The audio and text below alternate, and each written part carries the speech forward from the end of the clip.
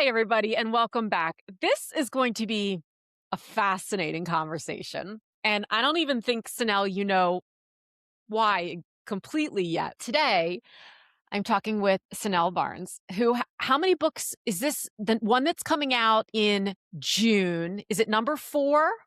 It's number 4 Yeah. overall. The third one I've written, and to add to that, I edited an anthology. Right, right. Which I'm super, God, I think the thing, truly, if I had to boil down to one thing I so love about doing this podcast, it's fine. Well, I love it and I hate it. And hate is a very strong word, but you'll understand in a minute because I find all these books that then become part of my library that I think I need to go into the middle of nowhere so I can read all of these books.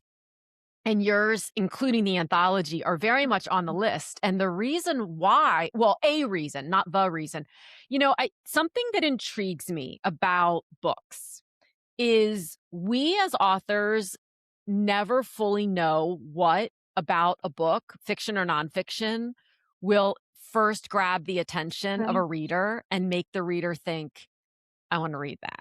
Yeah. And so when I heard about Away. Away Home, Yes. Away Home, I am an adoptive mom of an Mhm. internationally adopted. My youngest daughter was born in Ethiopia. And so that was the piece of your story Yeah. that actually grabbed me first. And I felt this connection. And I wanted to, I thought, oh my gosh, because I'm often trying to, I can't ever understand this from the perspective of my daughter. And I appreciate Mm. that fully.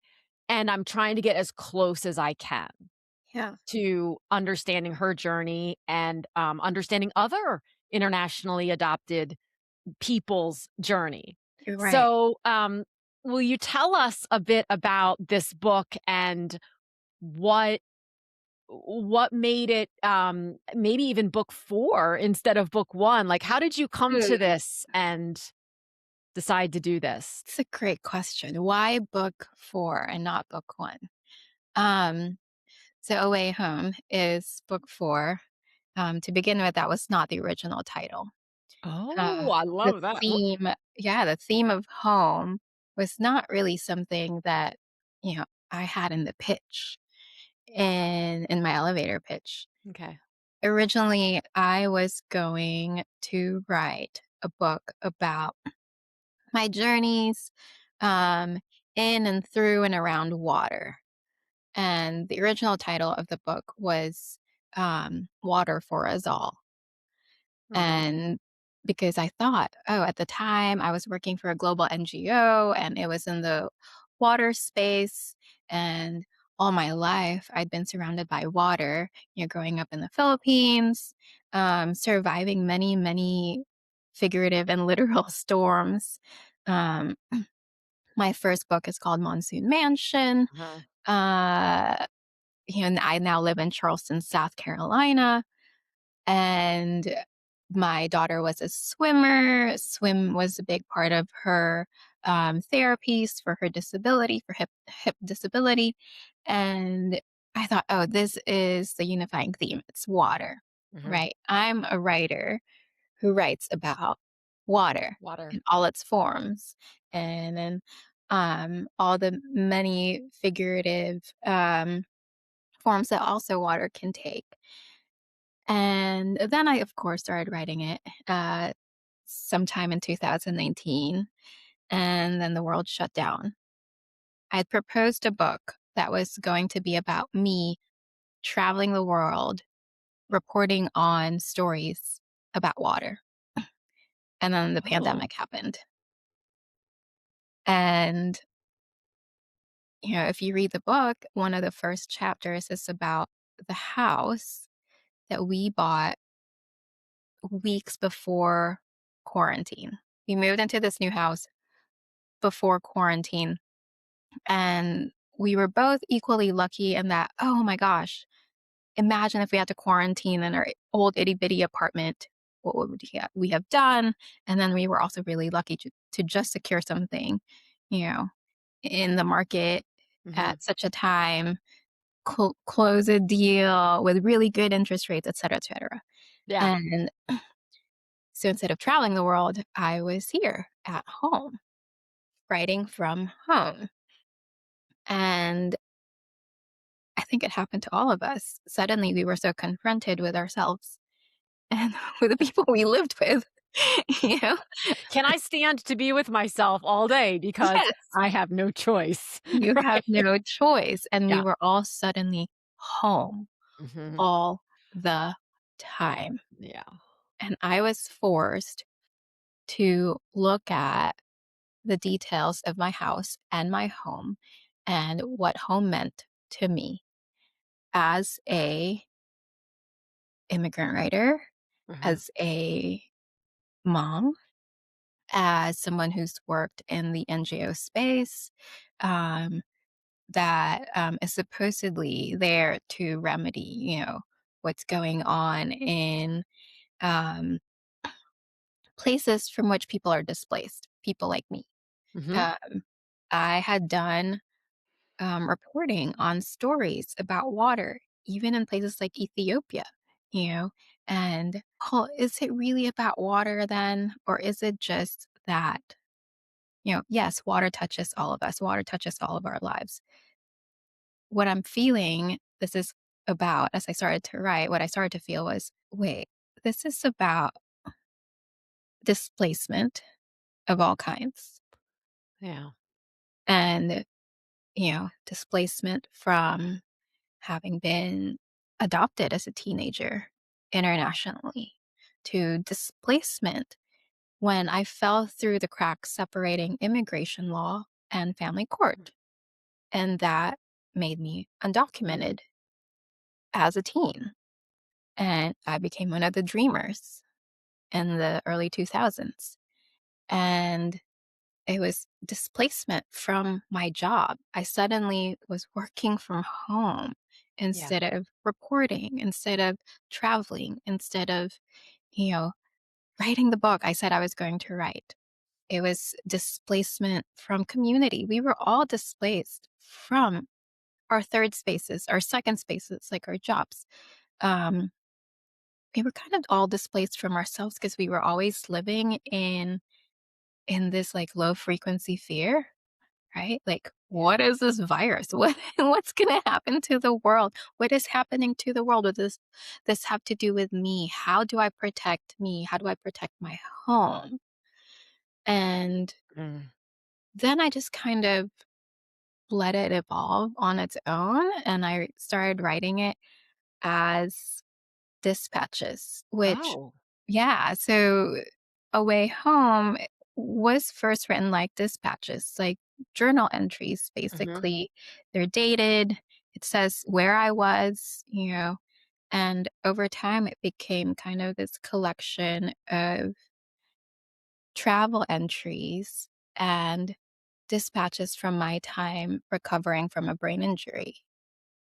And fast forward to 2025, we realized, oh, this is, our old title is no longer works. So what's going to be our new title? And my editor and I decided on A Way Home Mhm. because now there were two journeys of going home. And the first one was going home to the Philippines, 20 years since I was adopted internationally. 20 years since I basically became stateless. I was neither Filipino Mm. nor American on paper, right? Of course, in my heart, I was both, but Mhm. on paper, I wasn't. And 20 years of figuring out where do I fit in American society? How do I build a family? How do I upwardly mobilize when Mhm. the only Mhm. thing I've been able to do my whole life is write? Yeah. And um, how do I raise a girl? How do I raise a girl who's both an elite athlete and has a physical disability? How do I marry my life with my husband's who's Southern, whose family has lived on the same parcel of land since the 1600s. There was just so much, and it all boiled down to home. So that's one Yeah. thread, right, of journeying Okay. home. Okay. How do we build home over and over and over again after we've been displaced over and over and over again?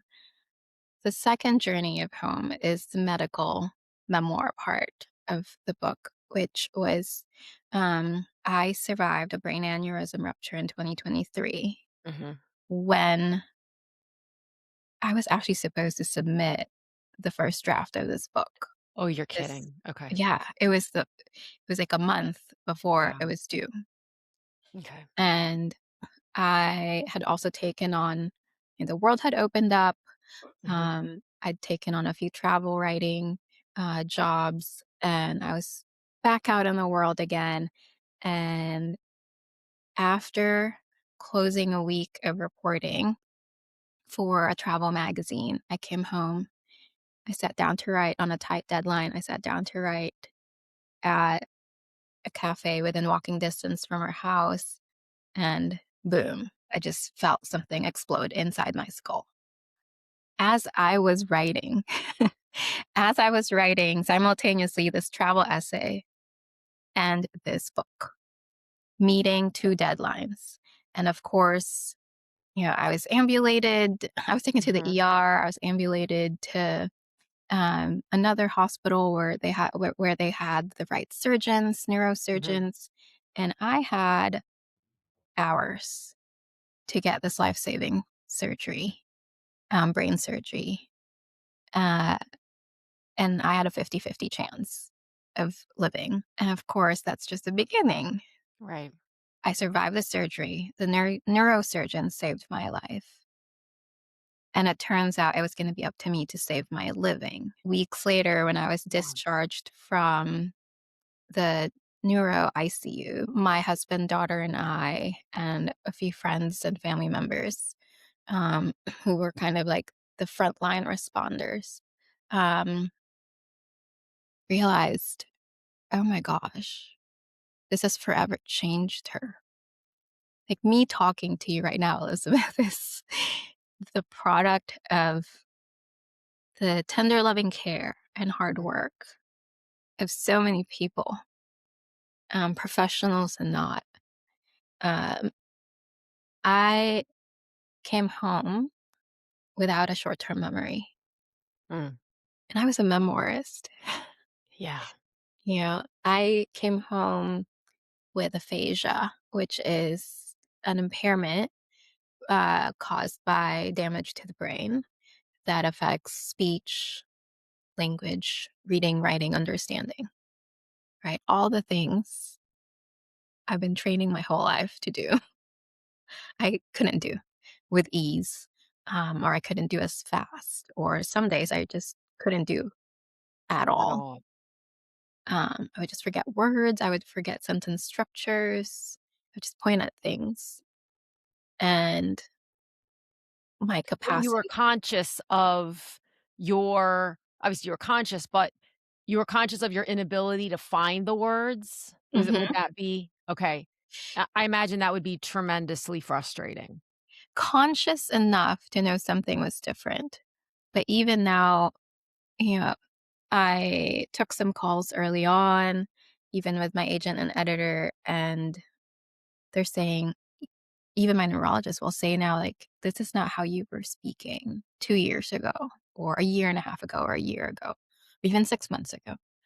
Um, this is not how you were writing. And I know that I have proof of how I was writing because another symptom I had was called depersonalization or derealization, where you just constantly feel like everything's a dream. Mm. And I started to question who I was. I Mhm. would look at my feet and think, are these my feet? Or I would start to think that I'm living in someone's house because I look like them and I've memorized these lines from a script. And so it just complete total loss of a Yeah. sense of self. Mhm. And so the second thread of the book became finding my way home to myself, um, after a brain injury. And this might sound really obvious to everyone listening to this podcast, but it wasn't to me at the time, believe it or not. Writing was my way home, and because I had left a Mhm. physical copy of this manuscript that I was about to turn in, and it was like, it had curled in the corners on the kitchen counter. Yeah. It was still where I left it, that November morning, November 2023 morning. When I could read, I started to read Mhm. this manuscript that I thought this other woman had left Yes. I at the read about house. this. Mhm. And, it was a manuscript written as a travelogue, these dispatches from different places: South Carolina, Puerto Rico, Jamaica, the Philippines. And I thought, oh, maybe I can mirror that. I can write from like this recliner or this like recovery bed, or Mhm. Mhm. write from the yoga mat where I'm supposed to do my exercises, and kind of mimic that dispatch style, that travelogue style, that journal um, form. But I couldn't write very long, Mhm. which is which was so different from what was in the manuscript. Um, I just couldn't. I just didn't have a capacity Yeah. to. I couldn't Did even use. you readily recognize that it was did you identify with what was in the manuscript, or did you sometimes have to convince yourself that you had written the manuscript? Just like I think any other disability or chronic condition, everything ebbs and flows. Mhm. Every day is management. It's like, oh, you wake up one day and you're completely this way. And then the very next day, you feel disheveled again. Okay. Um, so it was like that. I recognized more kind of the person writing it more than the writing itself. I thought, oh wow, this she's kind of funny. Like, I think I'm funny, like, oh, that was a really caring thing to say. Mm. And that's kind of how I feel when I look at this girl who comes home every day at 3:30. You know, I recognize kind of this Filipino pride Mm. that was throughout the book, throughout the manuscript. And I was like, that's right, I am Filipino. Like, I'm proud to be Filipino, even though I also feel so untethered to so many parts of it. Yeah, and so it was that. And I feel like that's true for everybody.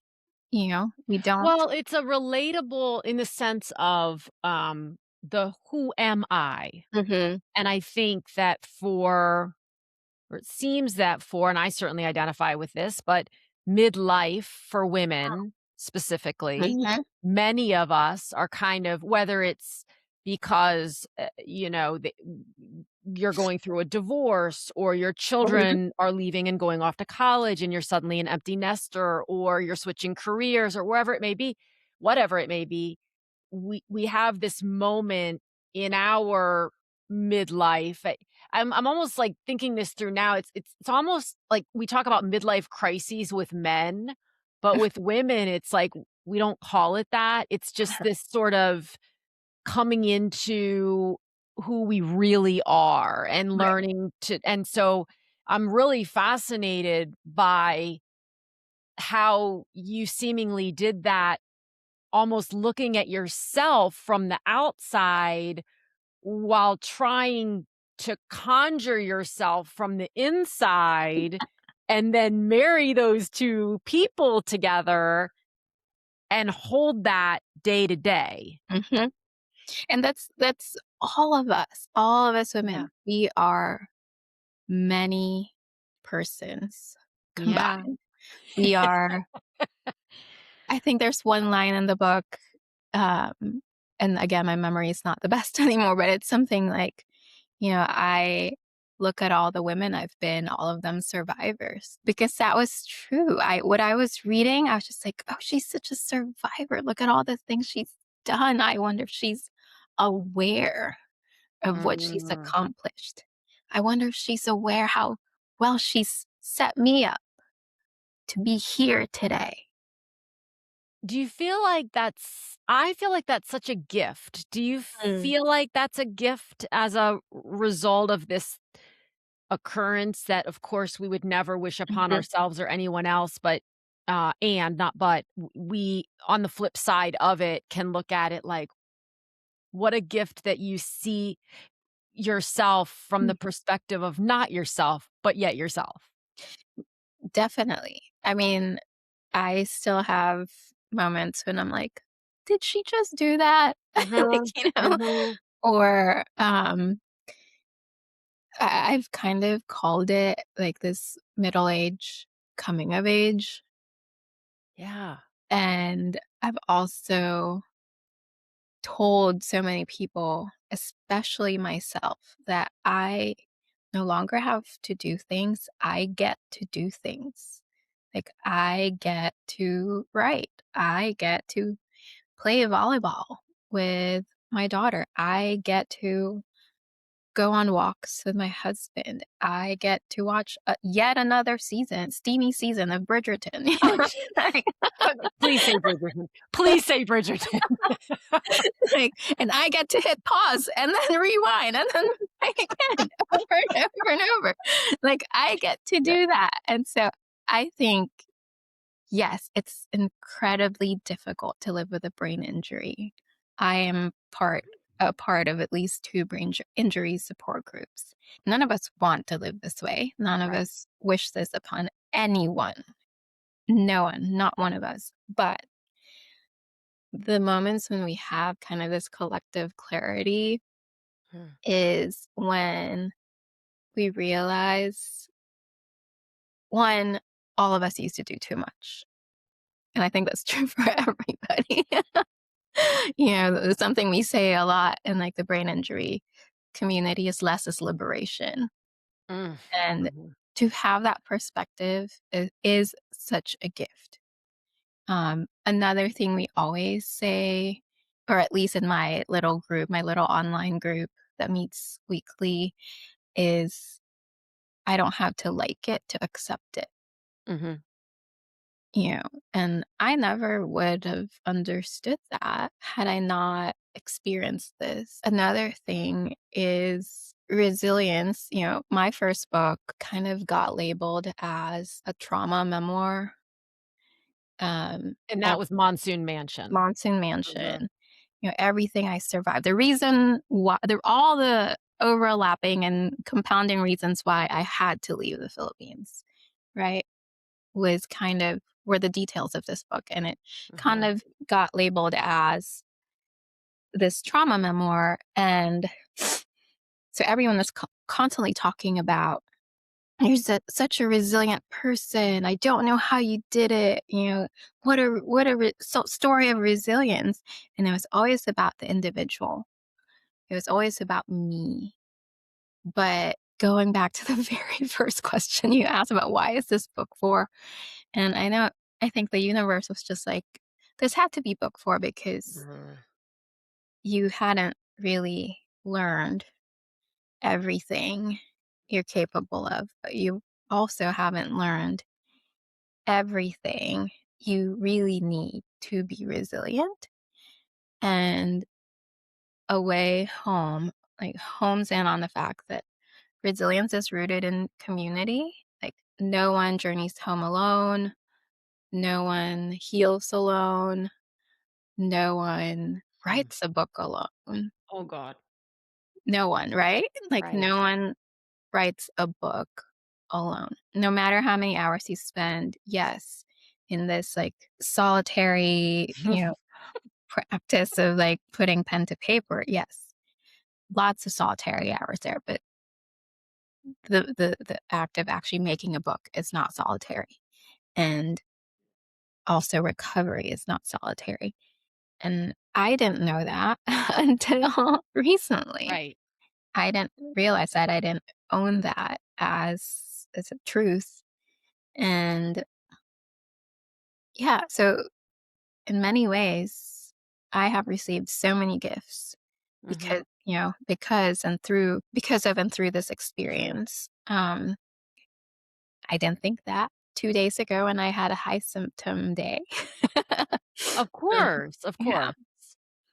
So Um, I'm curious, you mentioned the less is liberating. mm, How do you so what I find is that kn knowing that is one thing, living that belief is another thing. mm, When the world at large, and certainly when what you do is somewhat under the purview of someone else. So you're traditionally published, and there is an expectation from the publisher, this whatever it may be, or um, we could like extrapolate that to whatever degree. How do you manage the line between I know this is how I wanna live now, and but out there mhm. is saying something different. Yes. And I think we all desire for a slower life, right?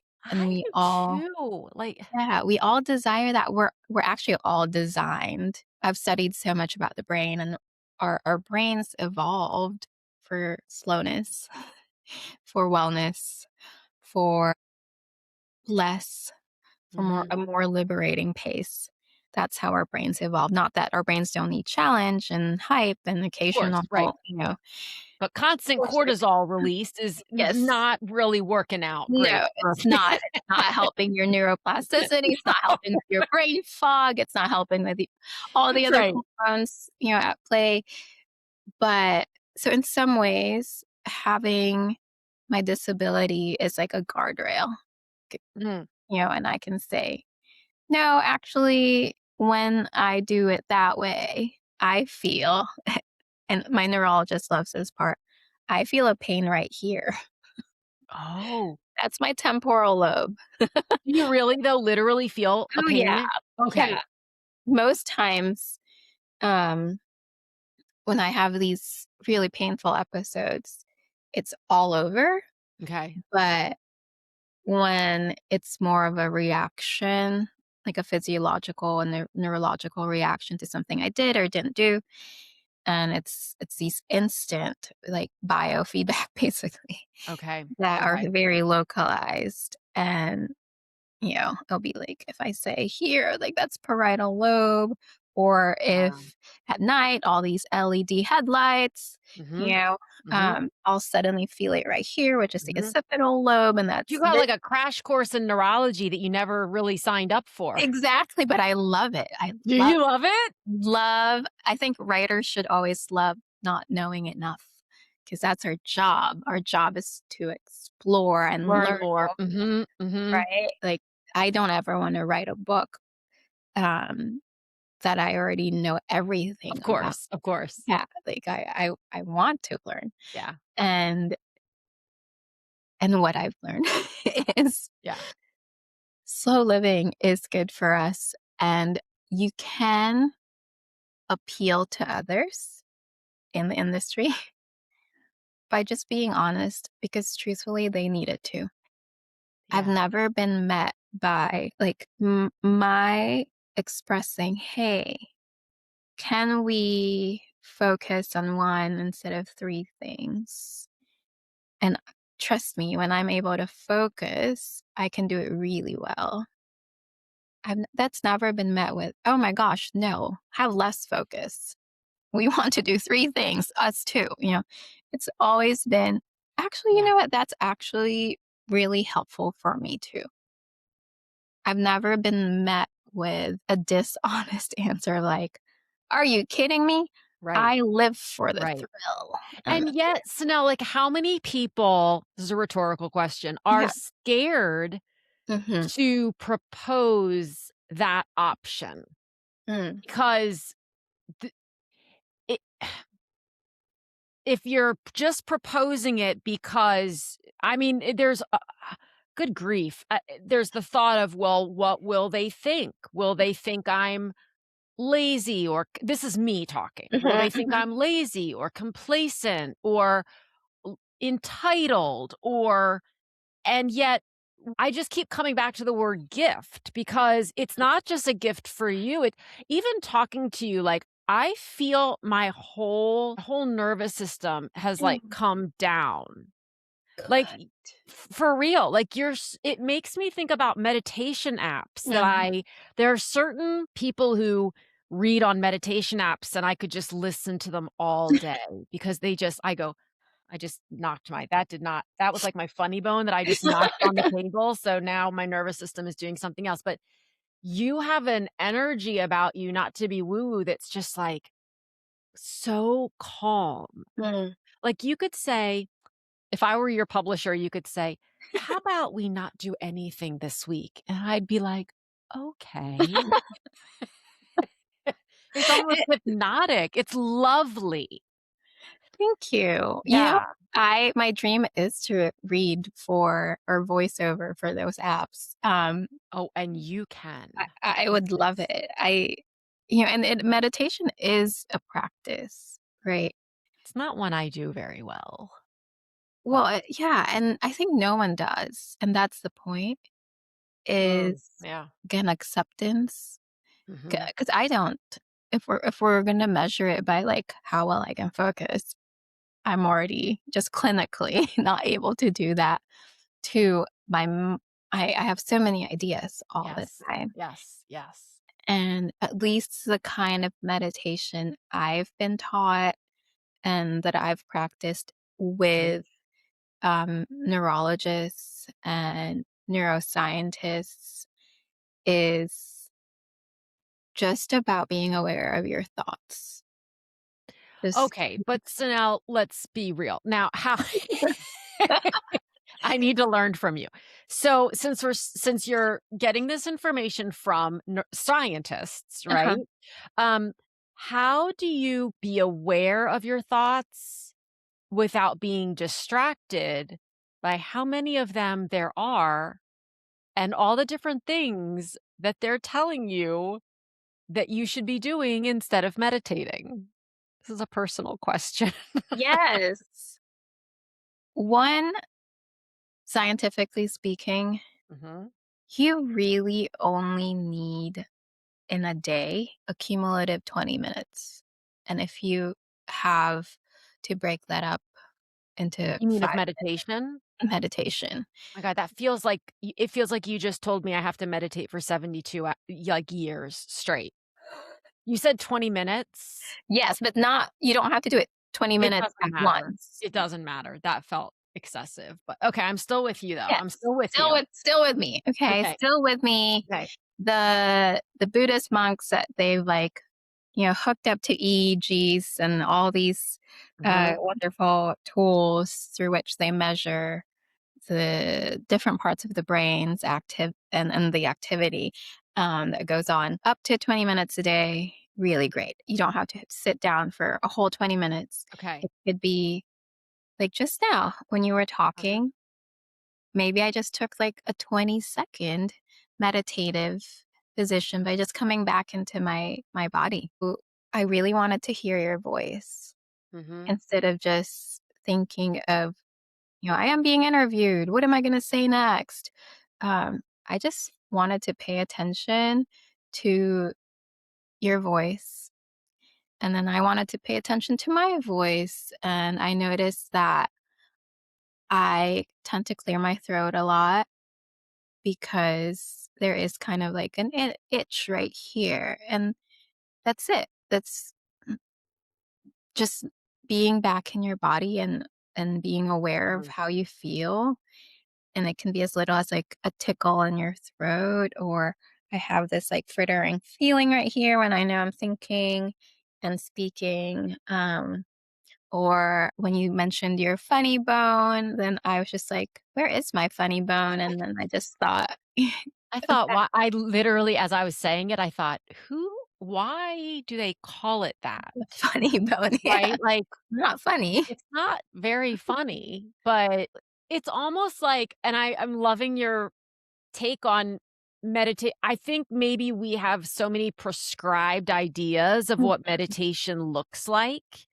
And so the way you're describing it right now, I'm thinking, "Oh, of course I can make 20 cumulative minutes because if I'm walking to the mailbox, I can think, I hear a bird Mhm. or dear God, I see a bobcat because I'm in Phoenix and they're Yeah. coming down out of the mountains now. Or something that what I hear you saying is that's a form of meditation because you're fully present in that moment. Mhm. And part of the gift, again, after brain injury, after you've experienced being depersonalized and derealized, Mhm. it feels so good to be in your body and to know that it's yours. Mm, Like, these are my hands, you know, mm. like, these are my hands, like, these are my feet. And sometimes that's it, that's the meditation. Or in the shower today, I was just like, I'm doing a recorded interview. I'm going to wash my hair and I am going to enjoy it instead of rush it Right. and just really like felt, you know, my fingers on my scalp. You have this is probably the most obvious question in the world, but it feels to me like you have an almost a newfound appreciation for yourself, for your each of your limbs, for what for all the totality of that which is you. Totally. It's this kind of sustained gratitude Mm, um that it has its textures too. Some days it's more the relief is higher. Some days it's flatter. of course, of course. Um, but you just realize like so many people who survive, like some people I was on the neuro ICU floor with are not living the way I am, Mhm, you know. mhm. They are removed from the self, and I've come back to myself over and over and over again, but definitely have come back to myself, and I wouldn't want it any other way. I think all of this said, we were just talking about like, well, how do you meditate? How do you fit that Mhm. into your job, your schedule, and the people that I used to be so annoyed by, my family included, that I felt was just like getting in the way of everything I have to do, meditation included. Mhm. When I folded them in to all the things I actually want, it actually became more possible. I used to think, well, I could meditate for 20 minutes, or I could watch TV with my husband for 20 minutes, or I could help my daughter with homework for 20 minutes. And instead, the watching the TV and the helping with the homework and the washing the hair became like the expressions of gratitude, which then in turn became the meditative moments throughout my Right. day. I know I'm starting to sound like I'm No, a this is wellness, so like, I influencer, but never I am not. well, and, Snell, the reason I do these interviews the way I do them is because I've learned, like, I never know when they're gonna go where they're gonna go, and I've learned they always go where they're supposed to go. Oh. It's just I something that I think listeners who are working on a book, whether it's their first or Mhm. their 19th, will really appreciate hearing is how I guess the question is, how do you have grace for yourself on Mm. the days when it is a high symptom day or it's just not a good day and you are air quotes supposed to be writing. You're perhaps on deadline, or you're behind your own personally set deadline, or you're feeling like, I thought I was gonna write today and it's just not happening. It's not flowing. How have you learned to have grace with yourself and trust that, okay, maybe not today, but maybe tomorrow? Think learning about the brain, how it works, what it even looks like, what it needs. When you have some kind of block, or when you're low energy, or when you just don't have the creative drive, that's your brain telling you, hey, we can't do this today. And what I've learned is that the brain needs so much to be creative, right? And to be analytical. And I have my physical therapist, Dr. Brittany Charlet, to thank for this knowledge. The brain needs, especially the injured brain, which to some Mhm. extent all of us have injured brains, right? We live in a capitalistic world. We've been injured. Um, We've been injured. That's we've been injured, and a healing brain needs more than one type of rest. Um, Mm, and my neuro PT, Dr. Charlet, taught me that there's 7 types of rest. There's physical rest, there's mental or cognitive rest, which I need plenty of. There's mhm. emotional rest God, which when we all need right now. yes, Yeah. just being able to feel something Mhm, and then express it and like process it and then express it with in a space where there's no judgment or any kind of clap back or mhm, retaliation. There's also social rest. And that sometimes means stepping back from taxing, social engagements or relationships, or it means being in relationships or engagements that are filling, right? mhm. That are restful. And then there's creative rest. And you might think that's taking a break from creative activity.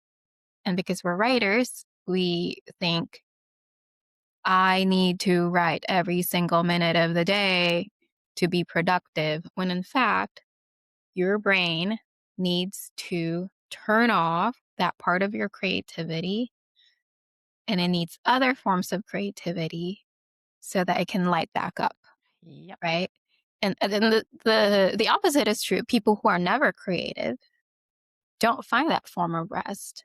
Mhm. And there's kind of this, like, I don't know, shadow that's always following them around. What a great way to say that. Mhm. Right? Yeah. Like, if you Uh-huh, never uh-huh. tinker with your creative Yes. tools, if you never pick up your pen, if you never pick up your paintbrush, if you never look Yes.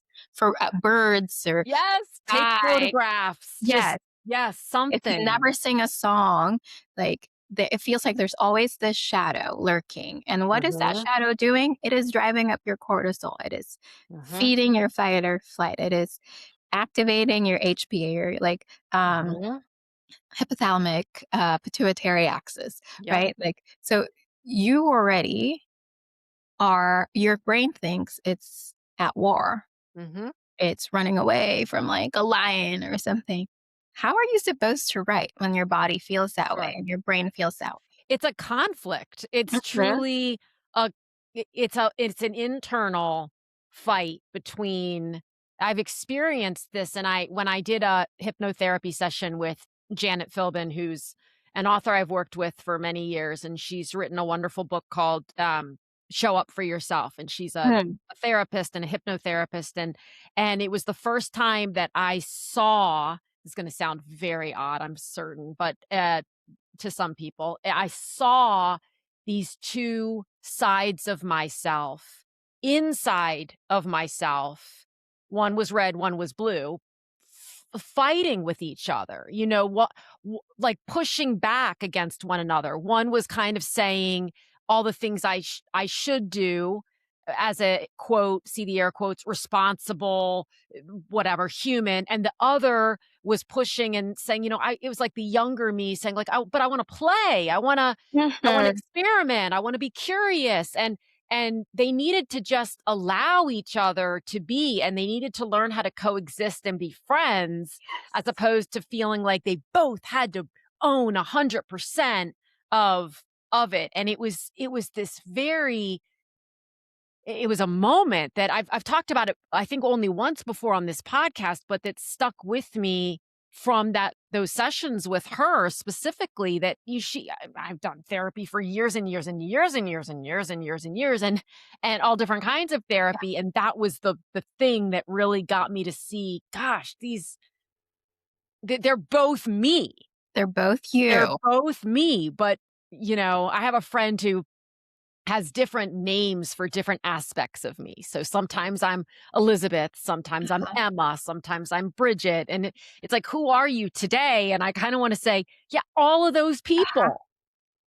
You are all those people, and sometimes Elizabeth needs to put down the pen, and maybe Elizabeth needs to take a photo, or Emma Elizabeth needs needs to get to in the doodle. garden, or Bridget Yes, needs to go do yes. something insane, tear down a wall, or who knows? Yes, Yeah. tearing I just, ripped apart my deck, and I promise you, had Yeah. I not helped with that, like, of course, I couldn't do it alone, but had I not helped with that, I don't think I would have written as Mhm. thoroughly that following week, God, that's and true. and that's what the brain needs. Sometimes you need to put the Mhm. pen down and pick up the paintbrush The because hammer. Yep. it allows you to see again, right? Mhm. Maybe the more Mhm. visual part of your brain needs to see again Mhm. or needs to hear again. Maybe you need to turn on some music, sing a little bit. Maybe the singing will, I don't know, activate the vagus nerve. I don't know. Something. But um Or make other people close their windows, but it's yes, fine. yeah, It's fine.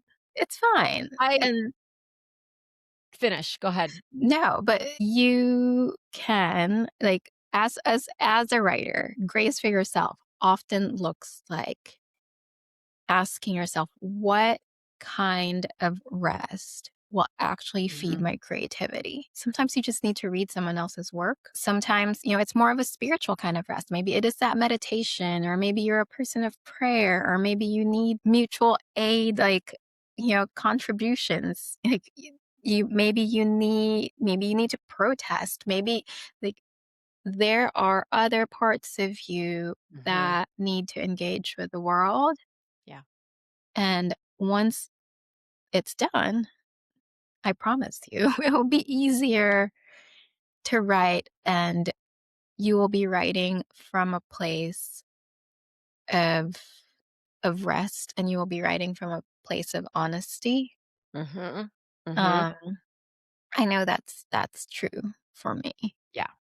I think that's true for a lot of people.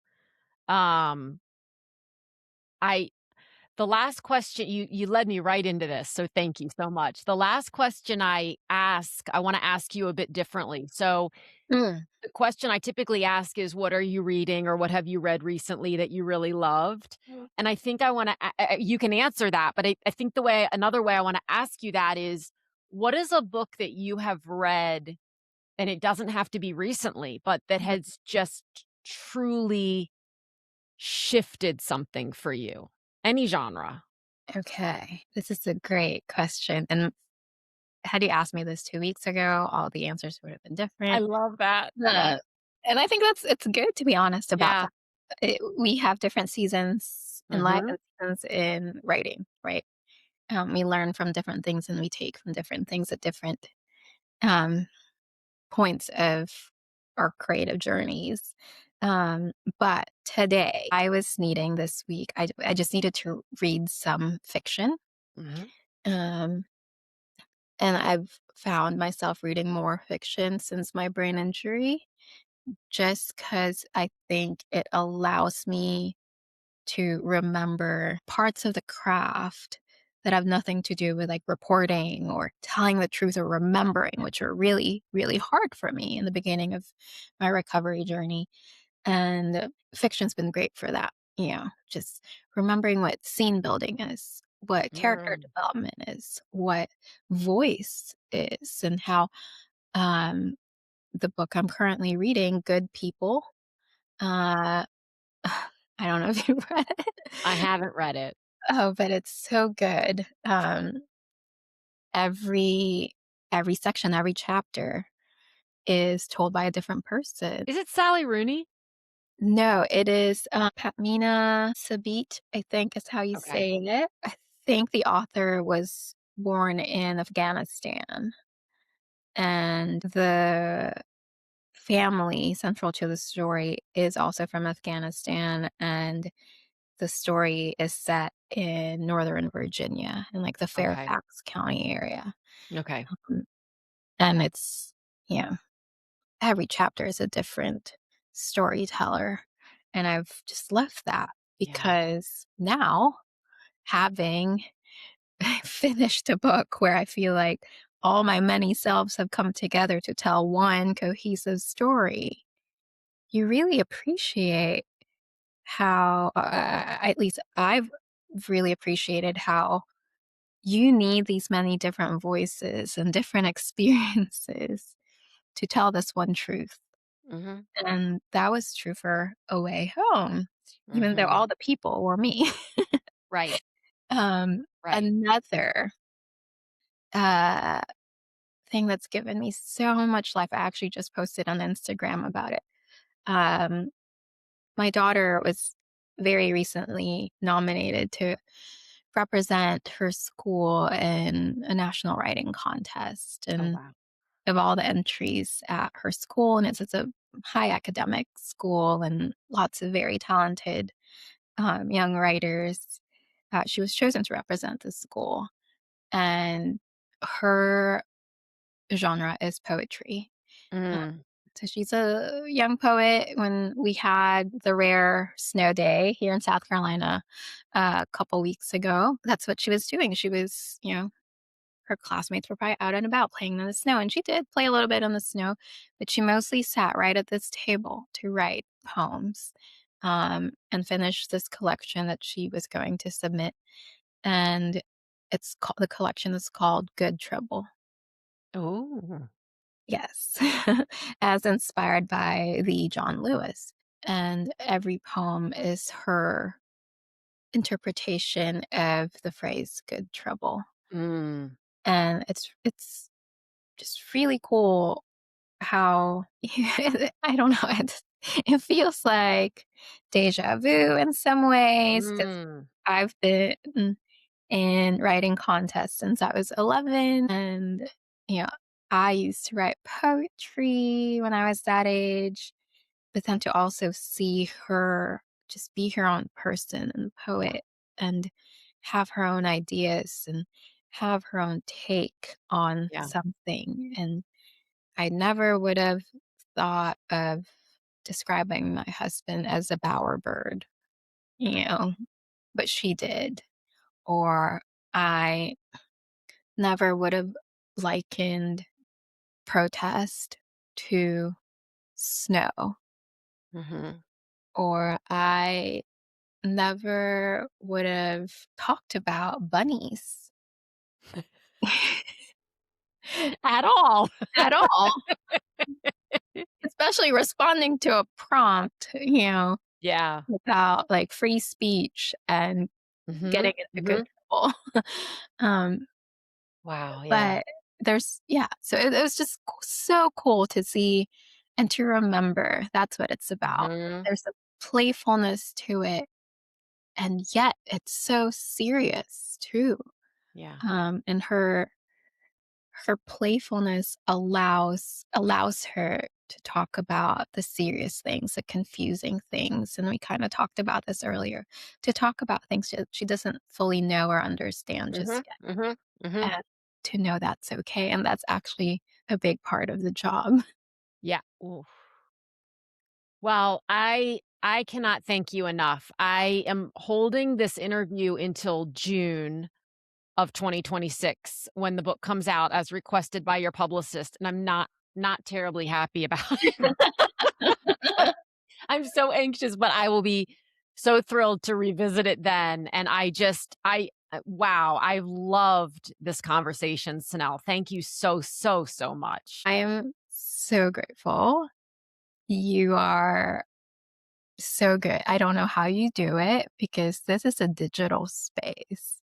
And for you to be able to invite so much out of me Mm, on a Thursday, like again, this is not really my tempo mm. anymore, but you just have You're made my tempo. Oh, good. Maybe that's what it is. Kind of like your red and blue meeting. There you go. And yeah, and I love that. I'm so grateful. I also can't wait to revisit this conversation because, as you know, now I love to revisit the past. Yeah. Yeah. Yeah. Thank you so much. I'm so, so, so, so, so grateful. This was so fun.